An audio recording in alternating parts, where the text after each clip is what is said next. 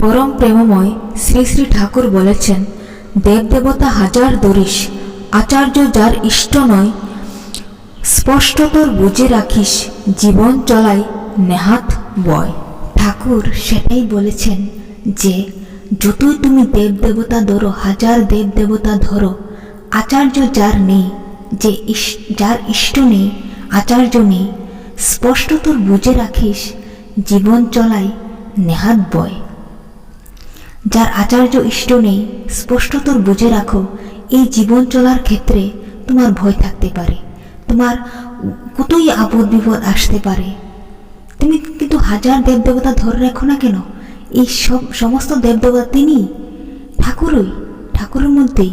কিন্তু তুমি যদি অন্য দেবদেবতাকেও ধরো, ঠাকুরকেই ধরা হলো, কিন্তু ঠাকুর সব দেবতা তিনি একজনই, কিন্তু ঠাকুর ভগবান পুরুষোত্তমের মধ্যে।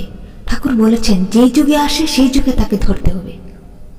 তিনি ব্রহ্মা বিষ্ণু মহেশ্বর, তিনি যুগে যুগে আসেন, তিনি পুরুষোত্তম, তাকে ধরতে হবে। তুমি যতই দেবদেবতা ধরো, এটা না যে তুমি তাকেই করছো, তিনি তিনি তুমি যদি অন্য দেবদেবতা পূজা করো, তার পূজাই করছো, কিন্তু তিনি তো সেখানে, তাকে ধরতে হবে। তো জীবন চলায় তোমার কতই আপদ বিপদ আসতে পারে, তো ঠাকুরকে ধরে মানুষ কঠিন থেকে কঠিনতম পথ, যতই বিপদ আপদ আসুক, সেই পথটাও সহজ সরল হয়ে যায়। তাকে ধরে পার হয়ে যাব মোরা পথ, একটা গান আছে, তাকে ধরে এই পথটা পার হতে পারে।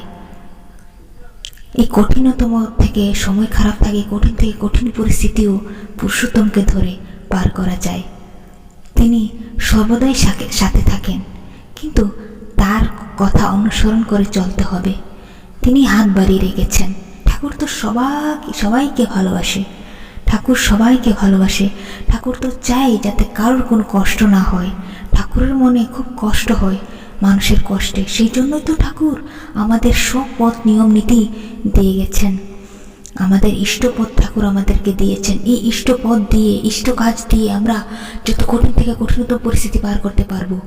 সময় খারাপ আসুক, কিন্তু তাকে ধরলে সেই পথটাও পেরিয়ে যেতে পারবো। তাকে ধরা মানে যজন যাজন ইষ্টবৃত্তি, ঠাকুরের কথা মেনে চলা। সকাল বিকাল প্রার্থনা করবে, ইষ্টবৃত্তি করবে, আর যাজন করবে, এই তো বাস। এই ঠাকুরের এই কথা, আর ঠাকুরের পূজা দেবে, ঠাকুরের কথা গুণাগুণ কীর্তন করবে, মানুষকে বলবে। যতটুকু পারো ঠাকুরের ইষ্ট কাজ করো, একটু পারো একটু করো, এটাই আস্তে আস্তে বাড়বে। যখন ঠাকুরের কৃপা পাবে, তখন শুধু সেটাই দেখবে, আরে ঠাকুর, তখন আরো বেশি ইষ্ট কাজ করতে চাইবে।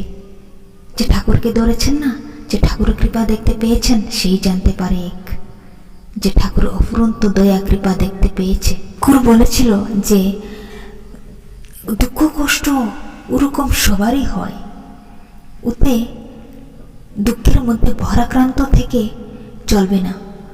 সেই সময় কি করতে হবে, আমাদের করতে হবে, চলা লাগবে, করাও লাগবে।